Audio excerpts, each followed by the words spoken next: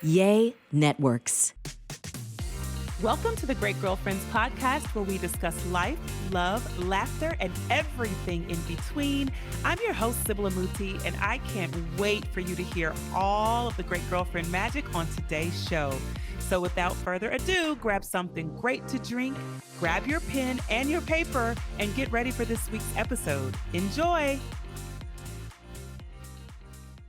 Happy Wednesday, great girlfriends, and happy holidays. We are rocking and rolling towards the end of the year, and that's, every time I say it, it's like the weirdest feeling ever to think that 2023 is coming to an end. I feel like we were literally just on tour with Beyonce, and now Renaissance has been over, and now we are in theaters enjoying the actual film, which, you know, she couldn't be more epic than she is. And just when you think that she's done her absolute best work, she does even greater work. And just when you think you've seen enough, she then introduces Blue to the tour and introduces her family story. And it is just so powerful to see it all come together. You know, even in film, you know, seeing the tour, experiencing the show live, which I did. Shout out to my great girlfriend, Reval Davis, who called me. I don't even think I told y'all this story. I'm going to tell you the story real quick. My great girlfriend, first of all, I knew I was going to the show because I don't miss the Beyonce tour, because Beyonce tours are epic. They are amazing. They're life-changing, transformational, and I just love her showmanship. I think she is the greatest living entertainer. And so, and she might arguably be the greatest of all time. Some people might say Michael, right? Michael didn't have 3 children. Okay, I'm gonna leave that alone. All right. Michael did have kids, but touring, Michael didn't have twins. Michael didn't have a daughter on tour, on stage. All right. So I'm gonna leave that there. But anyway, I don't miss the show. And so I committed to going to the show, and I was like, geez, I don't know if I'm supposed to be paying, you know, tuition for these floor seats that I feel like I've gotten to a place where someone should be calling me and saying, hey, I got tickets, let's go. And that's what I told my friend. I said, you know, I want to go. I love Beyonce. But for me to be where I need to be on this tour, you know, positioned on the floor where I need to be, I'm like, I just don't want to come out of my pocket for that. Not that I don't believe in supporting people's businesses, et cetera. I just didn't feel like I was supposed to spend what I saw the ticket price, you know, for the ticket price. And so, in short, it was September 4th in LA. Her last show in LA, and the tour is coming to a close, and I'm starting to panic because I'm like, oh my God, if I don't see her here, am I going to just go to New Orleans? What am I going to figure? Am I going to Houston? What am I doing? I got to figure this out because I don't miss a Beyonce show yet. I'm not feeling like my opportunity is upon me. So anyway, I spoke to my great girlfriend at the top of the morning, and Reval, and she calls me. She's in LA and for a trip, and she's asking me about the ticket. And I was like, I just don't feel led to purchase that ticket. And she was like, well, friend, you got to get your outfit by faith. She was like, that's what I did in New York. I got my outfit by faith, and I got a call for tickets, and I was at the show. And I was like, that is a great idea. But I didn't take her advice. I went about my day, went to lunch with someone. Then I went to go pick up Sam from football practice. And as I was coming home from picking up Sam from football practice, it's 6 p.m. I'm in the car. Sam and I are talking. I get a phone call from that same girlfriend, V. Reval is V. Hey, girl. Hey, what you doing? Nothing. Just taking Sam home. You're chilling. She was like, you want to go see Beyonce tonight? I was like, say what? She was like, you want to go see Beyonce? I was like, do I want to go see Beyonce? Are you playing? She's like, I got the extra ticket. I'm like, oh my God. So it's 6 o'clock. The show is starting at 8. I don't have my Break My Soul outfit. I'm not Renaissance ready. So I was like, what am I going to do? So Sam and I looped the car really quickly in a panic to the nearest mall, which is not the mall that I would want to go to if I was trying to find my Renaissance outfits. So bear with me. We go to the mall. The mall is closing in probably 45 minutes. And I am running into every teeny bopper store in the mall trying to find a Renaissance look. But it's Renaissance Day in LA. Duh. Everyone's sold out of everything except size extra small. I've been an extra small since 1990, cough. So I wasn't squeezing into anybody's extra small, though it is Renaissance and larges were wearing extra smalls, but I wasn't going to do that. So I was panicking because I was like, I can't go in something other than like something Renaissance ready. And Sam is with me, and I'm thinking he's not caring, but actually he was caring. So he's like, Mom, look over there. We spotted something in the store in Fashion Nova. And I was like, oh, I never bought anything from out of the store. I didn't know they had a store here. And I go in. They have everything stretchy, Renaissance-y. They have a new shipment that just came in that night. I was able to get a super cute and Renaissance appropriate, fun, energetic dress together. Got home. Dylan got my shoes, earrings, makeup together. Called an Uber. Was able to get to SoFi by 8:50. Made it to the show. DJ's like closing out his last song. We hit the floor because she didn't just have seats, because my great girlfriends are bosses. She had really amazing floor seats. And so, that's how that Renaissance story came about. I literally said, I don't believe I'm supposed to pay for this particular show. And I guess God agreed with me, because my free ticket to Renaissance came about, because otherwise I was trying to figure out, am I going to Houston, New Orleans? I wasn't going to Kansas City, but I was going to try to figure it out. But God figured that out for me. And it was the most wonderful time ever. Thank you so much, V, for making that happen. She remembered me. And it's important that your friends remember you in the times when it's important. And she could have called anyone. And she called me. And, listen, Fashion Nova had a new shipment, and Sam was with me. And I thought my son was going to be like, Mommy, no, you cannot wear that dress. He was like, yeah, that's the dress. I was like, oh, my son trusts me to go out and be a very, what's the word? He trusts me to go out and handle myself accordingly in such a cute dress. And my husband loved the dress, and it was really cute. And so it was done. And so Renaissance happened, and I loved it. And the film is amazing. And so that's that. And now, a little piece of what we're talking about today. We're back in our Facebook group. We get all the questions. And just so you know, I get DMs from people all the time asking questions about friendship. Obviously, the Great Girlfriends brings in lots of friendship questions. And people want advice on how to navigate this. And I'll tell you, a lot of things that I get questions about, I'm navigating in real time. So I don't always have a solid answer. I'm like, girl, I don't know. And I don't want to mislead. So I'll throw the question into our Facebook group, and people will ask me to post anonymously, or they'll leave their name and their city, and I'll post it in the group. And then great girlfriends in the group who I trust with wisdom, and they have a myriad of experience, to flood the comments with all kinds of what would you do, how would you handle this answers. So I'm bringing a lot of those to the podcast, because I know that if one woman's asking them, many women around the world are trying to declutter or detangle the wires on the same, or if not similar, scenarios. So my thought is, bring these conversations forward. Let's have a community forum about it. And so that's what you're experiencing. And I want to bring to you a couple questions that popped up that are very timely and appropriate for the seasons that we're walking into. So get your pen and paper out, because I will pop in with solutions that I have, but our great girlfriends really do handle these questions very well inside our community. And they don't leave a lot of space for explanation. So this one came in, and I thought this was such an interesting question. This great girlfriend said, I need a place to celebrate a milestone. I just crossed the 7-figure mark in my business, and I am proud. I came from a very rough background with no support from family, and I still don't have support from my so-called friends. I watch how you ladies cheer everyone on when they do something great, so I wanted to feel a bit of that support, even though it's from afar. It's been a lonely road, and I have probably pushed people away by being busy, but I also think many women are more competitive than they say they are.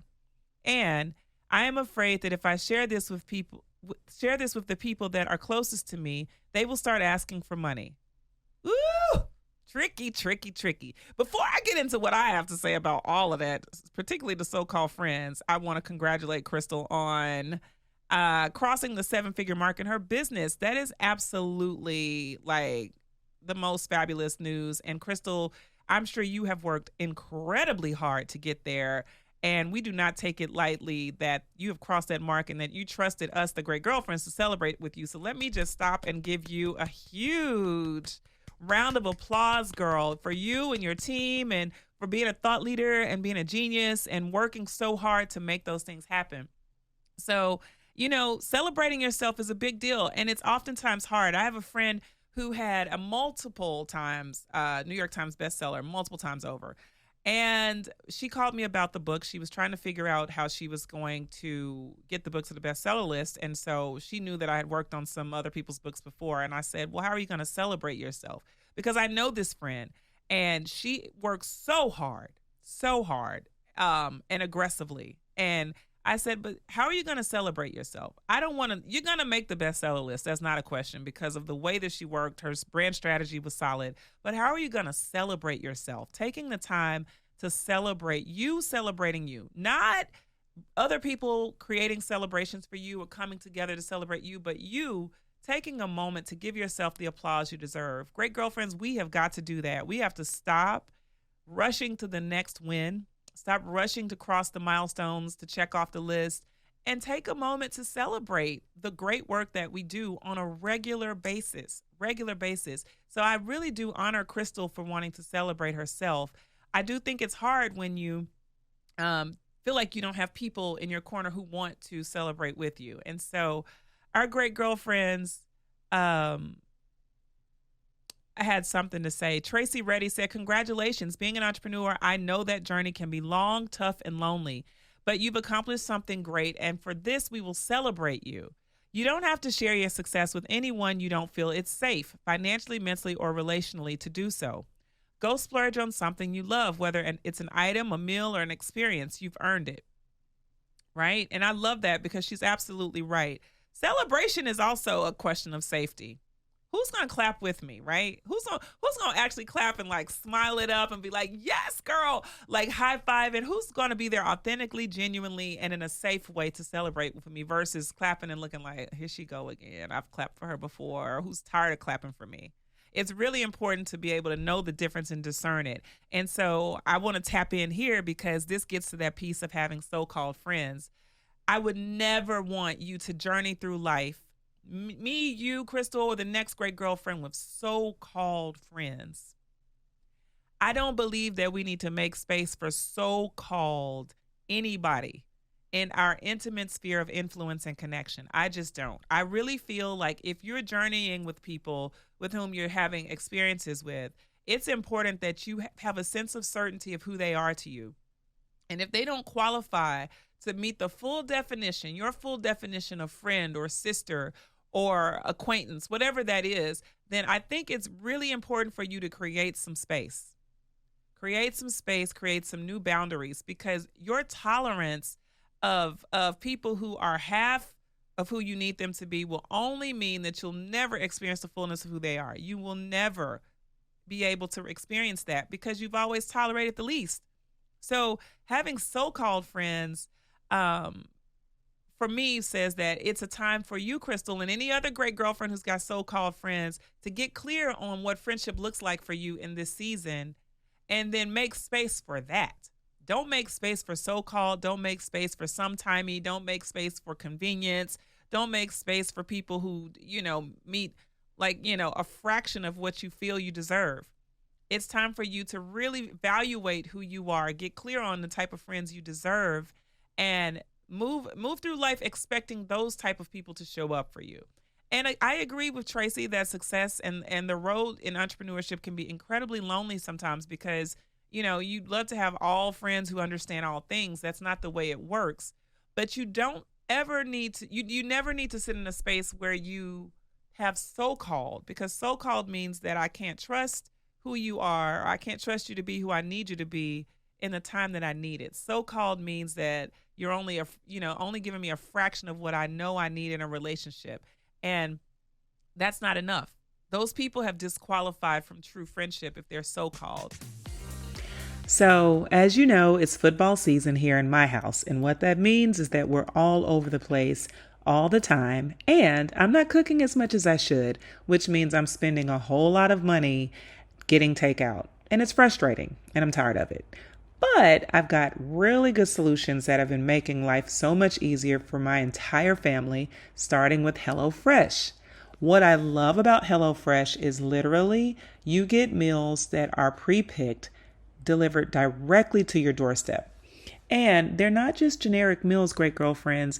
They are so flavor packed, filled with fresh ingredients, and they're like curated for the season. So right now we've got all of these fall flavors that are picking up in my boxes, like caramel sauce, and you've got pumpkin cheesecake and all sorts of yummy things like apple cider cake, things that I love and my family loves. So part of the thing I love about HelloFresh is, yes, it comes to your doorstep, number one. Number two, it's prepackaged down to the seasoning. So you've got all your ingredients all in one bag. And literally, as I'm cooking with the pre-planned recipe card, I'm able to take the trash, put it right into the bag that it came into, and throw it out. But these recipe cards are now like a cookbook that we can reference in our family. So they live beyond the box. And what's so cool is a favorite mom moment I had recently was one Friday night when I was exhausted, didn't feel like spending a ton of money on takeout or going to a restaurant. And I called Sam and Dylan downstairs and I said, hey guys, I need you to cook something. So they went in their fridge, they got out the recipe card, and the two of them cooked the meal together. And it was so cool to see them cook something together, have the instructions right there. And quite frankly, it tastes better than anything we would have purchased in a drive-thru. I'm just saying, we're winning. So I feel like if you're like me and you want something that's simple and delicious and saves you a ton of time and money coming right to your doorstep, you'll order yours today. So here's what you're going to do. I want you to go to HelloFresh.com/50girlfriends and use code 50girlfriends for 50% off plus free shipping. Again, that's HelloFresh.com/50girlfriends and use code 50girlfriends for 50% off plus free shipping. You absolutely cannot beat that, great girlfriends. And for the record, you'll be eating from America's #1 meal kit. So when you get your recipes in and when you're doing all your cooking, send me the pics. I want to see what you're showing off. Enjoy.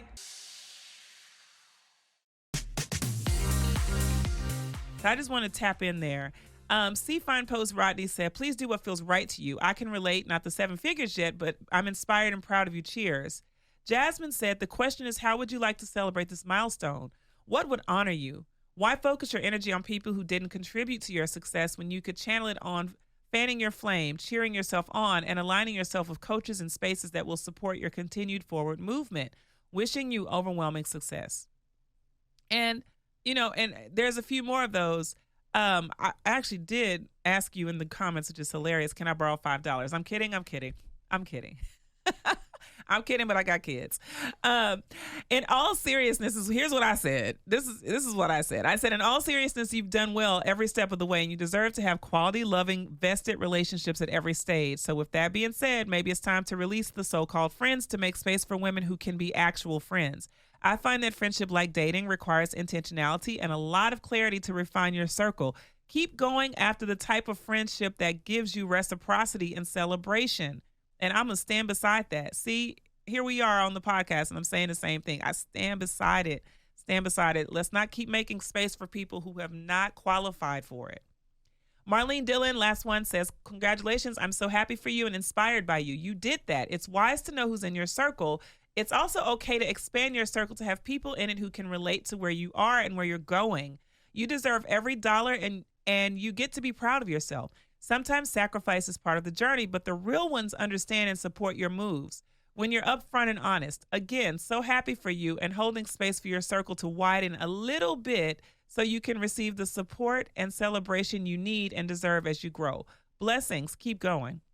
Last thing I want to say to you, Crystal, and to any other great girlfriend who is signaling trust issues. It's signaling. It's giving trust issues. And I love you, Crystal, and any other great girlfriend is dealing with trust issues. But I am hearing a lot of, I need to work on my trust issues here.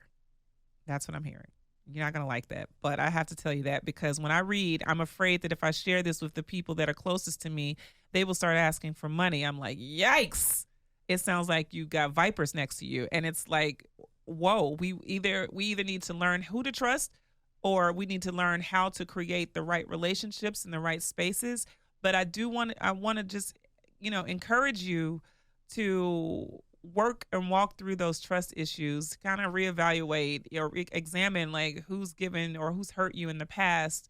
Why can't you have healthy people in close proximity to you? Why can't you have that? Or what has kept you from having that? What are the things that you are tolerant of that are not serving your health and wellness? Because trust is a big piece of your wellness recipe. You want to make sure that in your life you have the ability to trust, that you have the ability to give trust. And that's a sense of freedom that comes with like a free spirit, a liberated spirit. And so if you are hinged to distrust, then it's going to create a lot of places where you find yourself looking over your shoulder and having so-called relationships. So I just want to give that to you in love and in great girlfriendship. And I hope that helps someone else.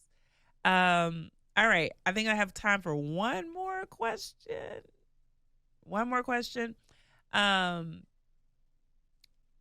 Okay. This one is like, okay, whoa. All right. I I don't even know if I want to answer this one, but I'm going to take a stab at it. Let me see if I can get to this one. Okay. Hold on. Great girlfriends, give me a second while you recalibrate and take notes on the things that we just talked about. Here we go. I recently met a man who is the ex-husband of someone I knew in high school. She and I were extremely close then, but we haven't talked since our last reunion. We're also in the medical field together and know a lot of the same people. Should I tell her that we met? Do you think he's off limits? Oh, Lordy, Jessica from Dallas. Girl. All right. This is tricky territory here. I want to read the comments on this one before I respond. Let me just tell you how the great girlfriends responded.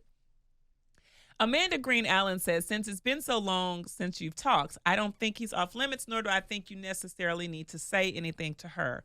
On the other hand, it could be interesting to hear both sides of the divorce story. Also, think about this. If you tell her, do you want to break up with him if she doesn't approve? So wait, let me reread that. Are they together?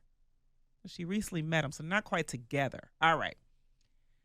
Teresa Smith Hill says, he would be off limits for me. It is, however, a personal choice. If you are interested enough to date more than the first or second date, I would share with her and explain that I didn't want her to be blindsided. So question for you, if she takes issue with the two of you dating, what would you think or do? I said, that's a great question, girl. And I don't think we ever got a response on that. So, whew. All right, another response, it would be a no for me once I found out. However, if you choose to proceed, I would talk to her about it for sure. I'm not saying that talking to her about it will change her decision, but I just feel that you should be the one to tell her and not let her find out from someone else.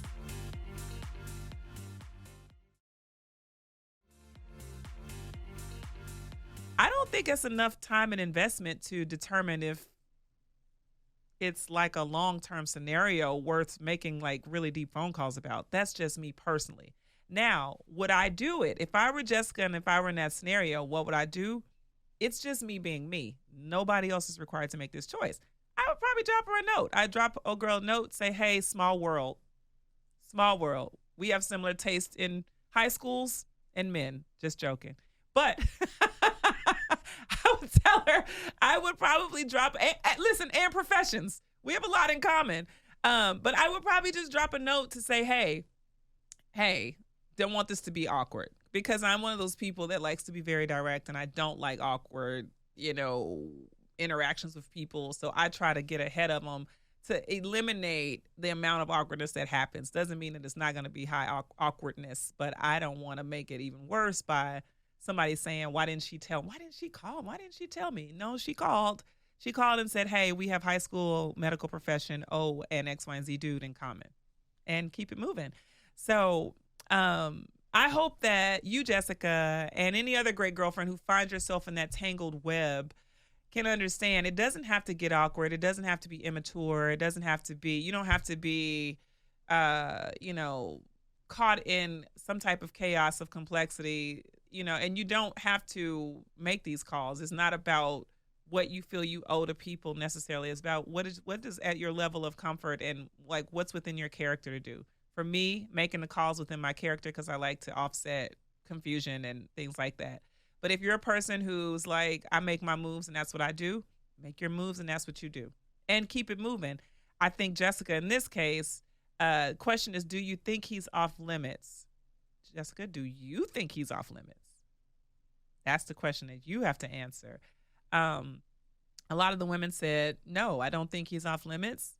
I don't think he's off limits personally. But again, I need a little more context around, like, are y'all in a lot of pictures in high school? Like, are y'all on professional trips together in the medical profession? You know, even as I think about him, I'm like, what's his scenario? Is any of this worth the weight of asking the question? Is he someone that you want to give a lot of time and attention to? Is he just somebody you are having drinks with? So, it's something you kind of have to work through piece by piece. But thank you so much for asking the great girlfriends about it, because listen, that one got the comments flowing. People were just like, huh. And then some people were like, no, I don't really know or see why it would be a thing. And other people are like, yeah, absolutely, I would never drink out of someone else's cup. Well, that's kind of hard because, again, high school is moons ago. So it's hard to say or know when that happens. But anyway, hope that gives a really good sense of